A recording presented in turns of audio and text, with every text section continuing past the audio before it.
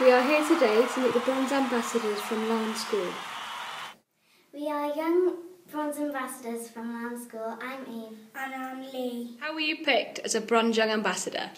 Well, we had to do a speech in front of the class, and Sir asked us a few questions, and then we had a vote, and we got the most votes. But we're going to change the mode of it. We do 3 lunchtime clubs every week, football, rugby and circuits. Are your clubs popular? Does everyone in school like them?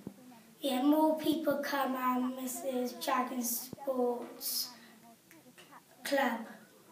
So you get more people coming to yours than to Mrs. Dragon Sports ones after school? Yeah.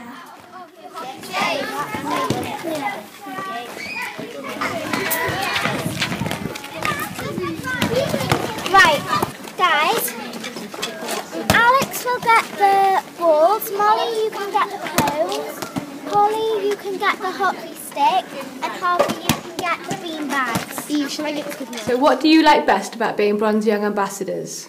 Well, I like going to the fun training and meeting lots of other Bronze Ambassadors from different schools and the lunchtime clubs as well.